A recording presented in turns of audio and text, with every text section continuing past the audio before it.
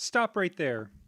If you think the only bikes worth fixing are those overpriced, soulless electric shifting machines, you're about to see things differently. This specialized Hardrock cruise is a wreck. It's damp, it's dirty, and dripping with suspicion. Water literally poured out of the frame when I first brought it home. But beneath this grime, I see a classic beginning for a second life. In a world obsessed with new tech, we're going to go back to the basics. Join me as we completely strip down this retro grouch machine to the bare metal, clean every crusty component, and see if the old ways can still deliver a clean bill of health. Will this bike clean up nicely, or is it destined for the scrap heap? Stick around and find out. With the rear wheel out of the way, we need to tackle this rusty chain. I measured it for wear, and it was in spec, but I think there's too much rust on it, so it has to go. A few turns of the chain removal tool and the chain can be removed.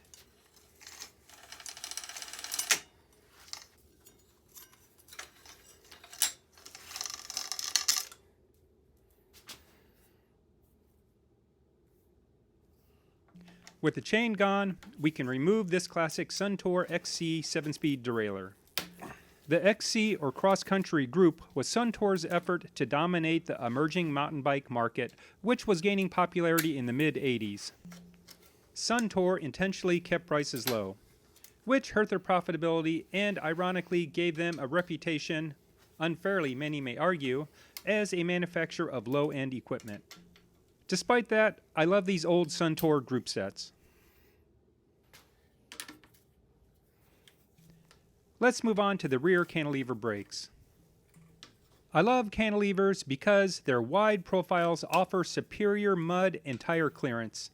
Unlike some modern brakes, finicky setup? Maybe. But the nuanced modulation and ability to tune the leverage is pure mechanical satisfaction. These bolts holding the brake arms in place, they're proving to be stubborn. Time to bring out the big guns and use my impact drill. It makes quick work and loosens the bolts just like that.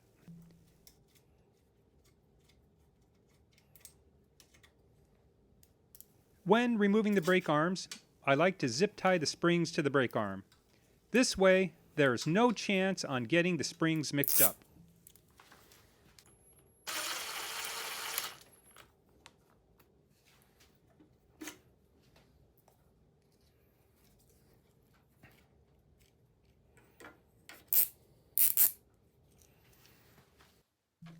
With the rear cantilever brakes out of the way, let's focus on the middle of the bike and remove the front derailleur. We have a matching Suntour XC front derailleur here. With a few turns of the bolt that holds the clamp to the seat tube, the front derailleur is free. It's now time to remove the crank arms. I'll start by removing this protective cap and expose the nut that holds the crank arm in place. With the bolt exposed, I'll use a 14mm wrench to loosen the bolt. Once loose, I can unscrew it by hand. Now, we'll use my crank arm puller tool to remove the drive side crank arm. The first piece will thread into the center. It's very important to make sure it's screwed in all the way. If not, you're at risk of stripping the threads and ruining your project. Once that's in place, we'll screw the center piece in, and with a bit of effort, the crank arm pops right off. Off camera, we'll repeat the process on the non-drive side. Now at the front of the bike, we'll start on disassembly of the cockpit. The first order of business is to remove these old phone grips. I'll start by unscrewing the bar end caps, and they're easily removed.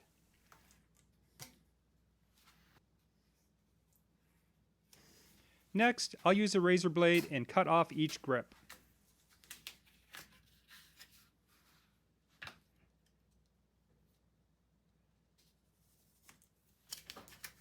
With the grips out of the way, I'll move on to the brake arms one at a time. With a bit of effort, the first bolt turns and I can slide the left brake lever off.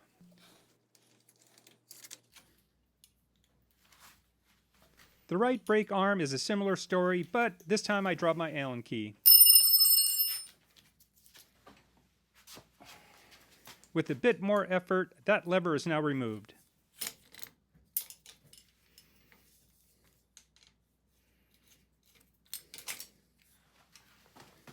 I really love the look of these Suntour Thummy shifters. They're sleek, small, and just look perfect sitting on the handlebars. I'll use my 8mm wrench and loosen the nut that secures each shifter to the handlebars, and slide these off. I can't wait to get this bike working again and try these shifters out.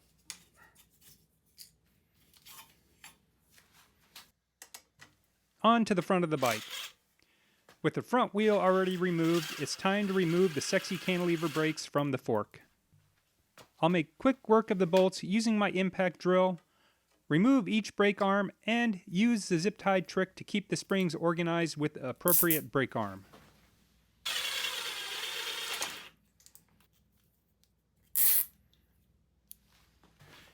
It's time to remove the handlebars and stem as one unit. I'll start by loosening the bolt that compresses the wedge that holds the stem in place. To my surprise, the wedge released with minimal effort and the stem is easily removed, unlike the adventure I'm about to undertake with the headset. This is the first bike where the threaded headset fought me. I tried several times, but the lock nut would not budge. So I'm going to try a different approach. I'll start by soaking things with penetrating oil and let it sit for a bit. Next, I apply heat with my heat gun in hopes that it loosens things up.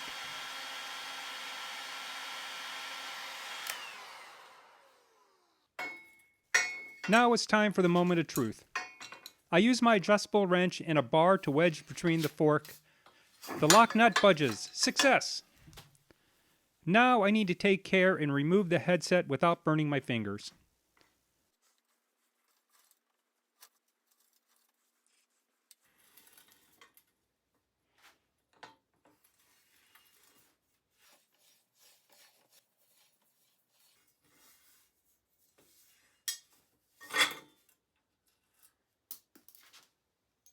With the fork and headset finally removed, I can gather the bearings that dropped out, and we're almost done with the disassembly.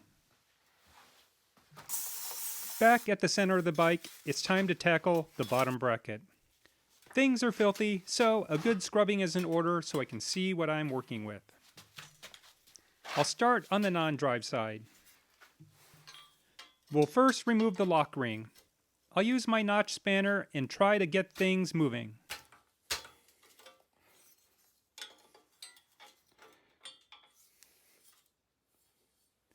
This one's stubborn, so I break out the hammer of Persuasion to get things moving, and then I finish the job by hand.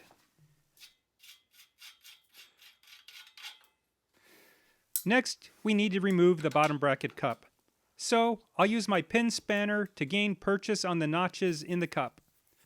Luckily, the cup turns with a minimal effort and is screwed all the way out.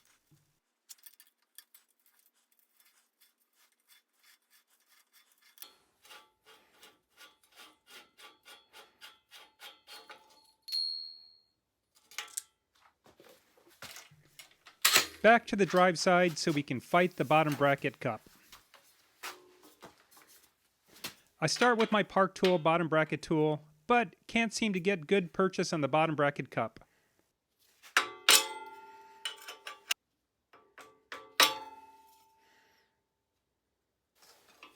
Next, I try a different 36mm spanner without any luck as well.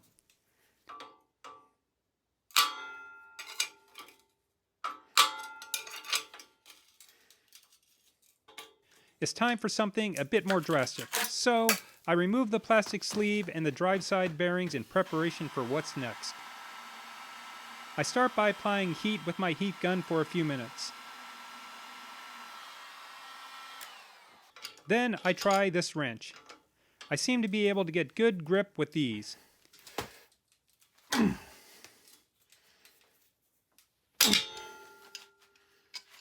After a few failed attempts, it's back to the heat gun. Now I apply penetrating oil both on the outside and the inside of the cup. You can really see how hot things got.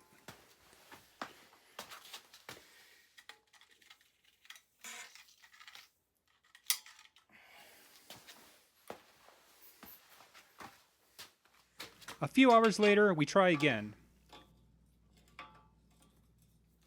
Success! We're finally able to unscrew the drive side cup. I love it when you win your battles. It just makes my day.